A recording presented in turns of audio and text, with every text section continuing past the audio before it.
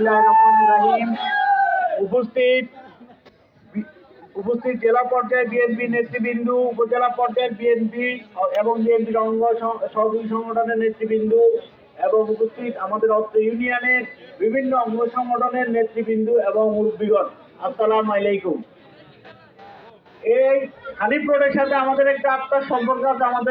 আমার জানেন, আমার আত্মীয় জয়নাল সাহেব, উনি এই ইউনিয়নের সভাপতি ছিল। আর গত 18 তারিখ ওনার দিকে মৃত্যু বাসি গেছে। আপনারা সব ওনার বিদায় দেবেন, আপনার জন্য আত্মার মাগফিরাত কামনা করবেন। এই বলে আমি বক্তব্য শুরু করছি।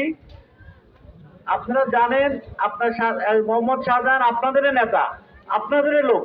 উনি ওনার জীবনে আমাদেরকে যতটুকু সময় দিয়েছে তার চেয়ে অনেক বেশি সময় দিয়েছে এলাকার জনগণকে। এবং ইভেন আমি যখন ক্লাস 10-এ পড়ি, আমার বাবা জানতেন না আমি ক্লাস 10-এ পড়ি। যখন একজনই যে শুনছিল আমি জানি না কোন ক্লাস পড়ে। সেই নেতা দীর্ঘ বিগত 7 মাস অসুস্থ ছিলেন এবং মৃত্যুসজ্জায় ছিলেন। আল্লাহর রহমত এবং আপনাদের সবাই দোয়া ভালোবাসায় উনি আল্লাহর রহমতে আমাদের মাঝে ফিরে এসেছেন। আপনারা যে পর্যায়ে দোয়া করেছেন, যে পর্যায়ে ভালোবাসার বই প্রকাশ করেছেন, এটার প্রতিদান দেওয়া আমাদের পক্ষে কোনোভাবেই সম্ভব নয়। কৃতজ্ঞতা স্বরূপ আমরা আজীবন আপনাদের পাশে থাকবো, এই প্রতিজ্ঞা আমি আপনাদের সাথে করে যাচ্ছি।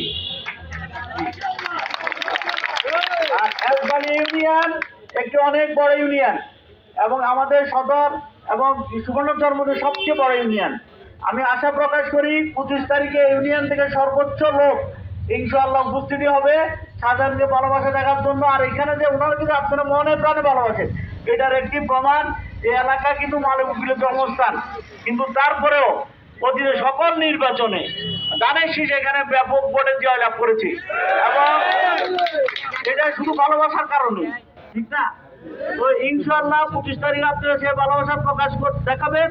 আর একটা মামলা হয়েছে এখানে, আমরা জানেন আপনারা 2018 সালে ওরা নিজেরা একটা মার্ডার করে আমাদের দলের নেতা কর্মীদেরকে সারা এলাকা ব্যাপী যত আমাদেরকে ভোটে যাদের অবদান রাখতে পারবে সেই সকল ইউনিয়ন সকল কেন্দ্র পর্যায়ে, শুধু পুরো এলাকায় আমাদের একদম একবালিয়া বলেন, নাজপুর বলেন, সে আমাদের সুবর্ণচর বলেন, সকল কেন্দ্রে যারা আমাদের উল্লেখযোগ্য ভূমিকা রাখতে পারবে সে পর্যায়ে নেতাদেরকে মামলায় আসামি করে আমাদেরকে নির্বাচন থেকে দূরে সরিয়ে দিয়েছে। নির্বাচন আমাদের ভূমিকা রাখা থেকে আমাদেরকে বিরত করার চেষ্টা করেছে এবং সে মামলা আমিও আসামি ছিলাম। আমি ওই দিন আসার কথা ছিল, ভাগ্যক্রমে আসি নাই।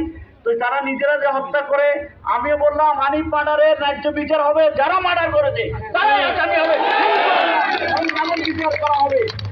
এবং আমাদেরকে যারা নিরীহ আমাদের ছেলেদেরকে আসামি করেছে তারা ইনশাআল্লাহ অচিরে আইনের মারফতে মুক্ত হবে, এই আশা ব্যক্ত করে আমি বক্তব্য শেষ করছি।